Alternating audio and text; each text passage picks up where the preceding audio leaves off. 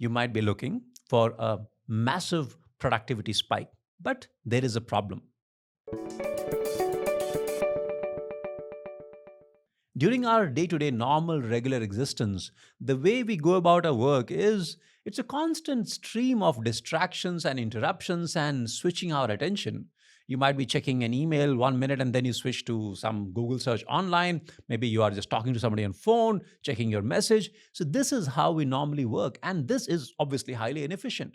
But there are many, many occasions when you want to be really focused. You want this laser sharp focus, and in those moments, the question that might pop up in our mind is there a way, is there a switch, so to say, which if we can flip, we can go from this general state of distractedness to this special focus mode when you have this intense laser focus. And while there is no magic, it is possible. And the proof of that is, let me just share one example which Cal Newport has in his book Deep Work. So he talks about this guy who got a contract to write a book and he had to finish the manuscript in 2 weeks. It's a pretty tough target. Now, what did he do? Here's what he did. He booked a business class ticket on a flight from the US to Tokyo. So it's like a long haul flight.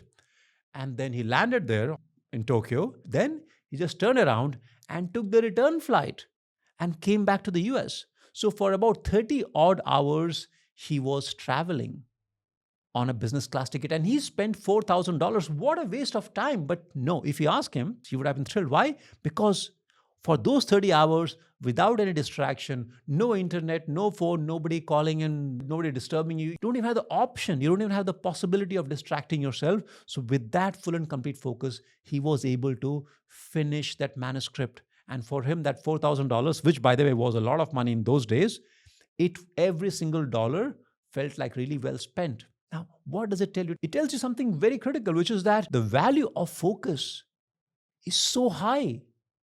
Second, when we have to switch from our daily distracted mode to this special focus mode, sometimes we have to do crazy stuff. This guy chose to take 2 long flights. Now, we don't have to do that, but it is essential. It's actually very, very useful if you have some ritual which sends a signal to your brain and it tells you, hey, you know what? This is not the normal day to day mode. This is not the normal life. I have a special task, I have a special mission, and I need to switch from this daily distracted mode to this special focus mode. Now, what might that ritual be like? So, I want to share with you my own personal ritual, what works for me. So, whenever I have to do focus work, which is almost every single day, here's what I do. Number one, I look at the things that I have to do and I pick one task on which I can work for next 30 minutes, 1 hour, or for some finite short duration. Okay. There might be, it seems very simple, but there is a very important point here, which is that you may have a lot of things to do. And many of those things, in fact, almost always, multiple things seem important, they seem urgent, but when you pick one particular task to work on, what have you done implicitly? You have given your mind the permission to drop everything else, at least for the next 1 hour or for the next whatever short period you are going to focus on. Okay. So this is the key. Pick one task, but just as importantly, in your mind, allow yourself to drop everything else. Step one, but super critical. Step number two, once you've done that, now you need to clear the decks for focus. And what is the biggest enemy of focus? Naturally, your phone. So what I do is, if there's something very, very critical, I sometimes switch off my phone and put it away.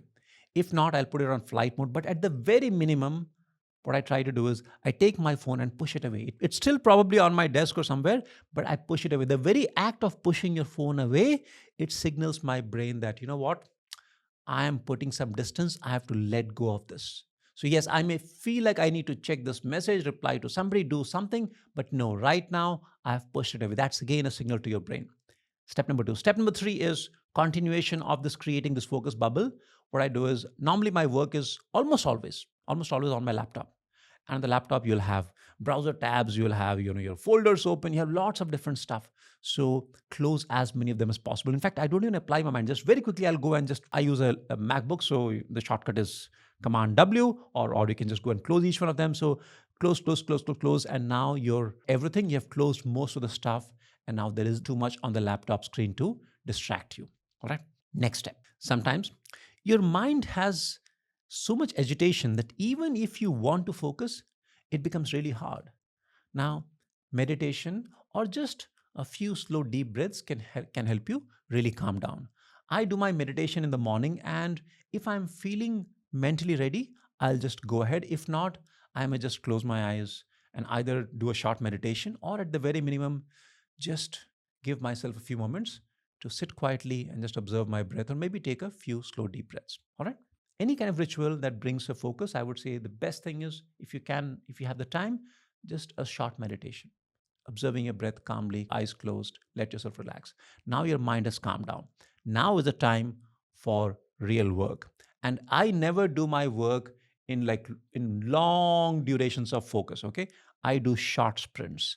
And the way I do my sprint is I will have a timer, literally a timer running. So my preferred timer is a timer called Be Focused. It's an extension available for the Chrome browser. It's available for MacBook. If you're using Windows, if BeFocus is not available, I'm pretty sure you can find other timers, or you can download. If you're using a phone, you can download from your Play Store or App Store. There are lots of apps available which can run a timer for you. Okay, you can check Pomodoro timer, etc. Next, you start the timer. Now, how long should the focus sprint be? I normally take it slightly easy. So I do 25 minutes, but on some occasions, I may go up to 50 minutes. Okay. So I would say minimum 25, maximum 50. That's a duration. And when the timer runs, my personal preference is to actually have the ticking sound be heard very clearly. So the timer is loudly ticking.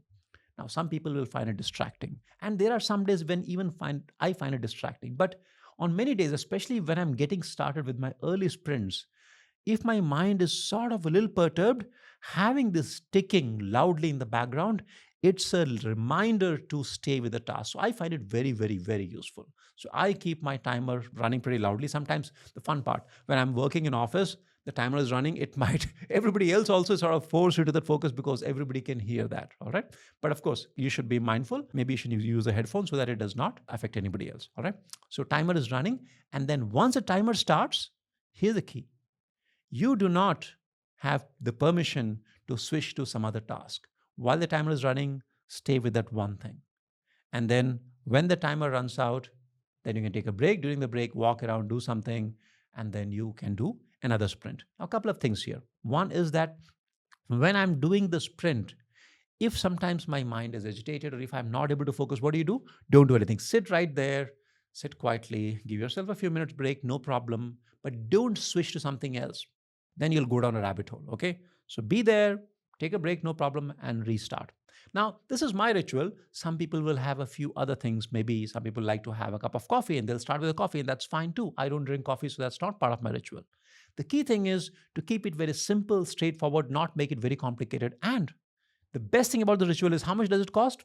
Zero. And you can do it every single day, multiple times a day. All right. So this is my ritual. You can try this, you can try a variant, but I can assure you, do something. Send a signal to your brain that, you know what, this is a special occasion. I am switching from the routine distracted mode to this special focused mode. Try it out. You will see for yourself how it changes your focus. It'll give you a massive spike. Do it. Thank you.